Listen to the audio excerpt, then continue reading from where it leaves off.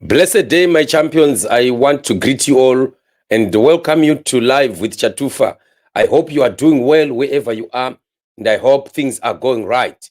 We are still seeing the fights that are happening in Zanu PF as the issue of the 2030 begins to gather momentum. The 2030 issue is now creating, while it is gathering momentum, it is now creating a lot of tensions and hate right inside Zanu PF as Emerson MNANGAGWA sends militia to hunt down anti-2030ists in Zanu PF. This does not look good at all. And it's something that we have always been saying and expecting to happen. Because when we see MNANGAGWA forcing his way up to get to 2030, this really is going to continue to create more and more tensions. And those people who are anti this 2030 idea are going to be more and more and coming out clearly as the time continues to move on. And this is exactly what we are seeing. And there are quite lots of plans that we are hearing that are being planned, shenanigans that are being planned within Zanu PF to try and see that this becomes a success. And I remember just a few days ago, we're talking about the issue of Zanu PF having instructed its structures to start to prepare and even, launch the constitutional amendment that have to lead to the 2030 idea being also involved there. But this on its own is beginning to create more problems for MNANGAGWA than what he might expect. So we are watching to see how far this is going to go. But the idea of sending militia is really a bad one because it may backfire. It might turn the whole ZANU PF party into a big mess, right? The Children of War veterans are saying a group of a few overzealous individuals within the system has launched a manhunt for anti-2030 activists. Anyone against constitutional amendment to pave way for presidential term extension is regarded as a team general. Of late, CIO was profiling such people. So Kozva is also on target. So this exactly is what we are talking about, that MNANGAGWA continues to stay up the boat, is rocking the boat. It's not going to be ending well because these people are likely to hit back. And one of the issues that we have always been saying is that all dictators will always make a certain mistake.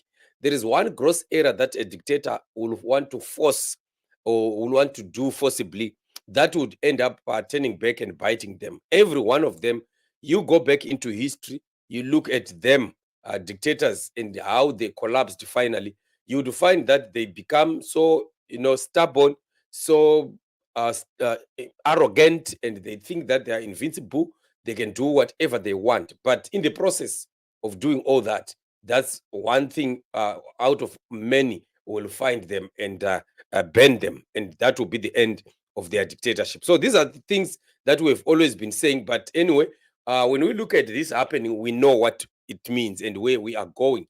Everyone knows where we are going anyway. We are going to a place where there is going to be implosion in ZANU PF, and it is MNANGAGWA himself who is going to be causing this implosion to happen because he's already sparking the fire. You still remember, family, that I gave you a message last time that was saying that MNANGAGWA has started sparked a fire that is going to consume him. And that is what we are looking forward to as we continue to watch days approaching towards the freedom of the Zimbabwean people. Zimbabwe is going to be free. There is nothing that these people can try to stop or do that will not cause them to finally surrender power or find themselves fleeing away from the very seats that they are sitting today. Today, they might feel like they can't be touched. They are invincible. They are so powerful. They can do what they want. They can arrest anyone, threaten anybody. They can come out and speak like Mchangwa, the way that he speaks like a small god.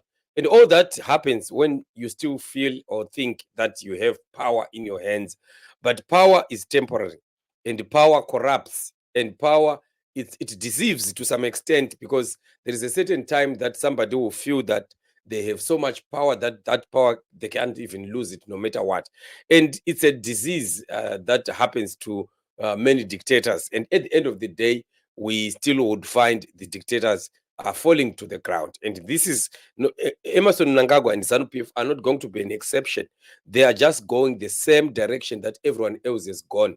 And we will see them biting the dust very, very soon. And that is going to contribute to a situation that would allow a transition or a process or a season that will allow Zimbabwe to begin to fix itself and come to a place where we can have a working country. And not what we are seeing here. What we are seeing today is just a small group of people who are living their full lives while in their own corner, while the majority of the people are on the other side of the fence, and they are just watching parties happening on the other side and food being thrown into dustbins. When those on the other side of the fence are starving, they can't feed their children, they can't even get proper meals in their homes. That's the situation that we have in Zimbabwe. And anyone who dares cross the fence or jump the fence over, there are people that are waiting there and mercilessly beating up, maiming and killing. And that's exactly the situation. But if Mnangagwa begins now to hunt down anti-2030 activists right inside Zanu PF itself, it's not going to be fine for him. Things are going to turn sour very, very soon. Let's just watch the space, family, because where we are going towards very exciting times. We are going to exciting times where we will definitely see the very outcome that could lead to where we are talking about freedom for the Zimbabwean people. And this is the gospel that we continue to say God is in it and Zimbabwe is going to be free. There is no way, no other way, no matter what anybody can try. The one direction that we know is that we are in the season of change, and definitely freedom is going to be happening very, very soon. Otherwise, family, I do appreciate you for supporting the platforms. Remember, we have the main channel, Chatufa Television Production. We also have this backup channel, Live with Chatufa. We also continue to encourage you to support this platform also, so that it continues to grow. Let it also grow to some level. And also, it is very, very important to have both platforms running. Like I was saying the other day, that this platform is very soon going to be used for something else that is very, very productive and important for our struggle. So let's support it by subscribing, by liking, putting shares and putting some sharing, and also comments on this. And also, as much as you can, avoid skipping adverts. Right. Thank you so much for joining me on this show. You are blessed. Till we meet again in the upcoming shows.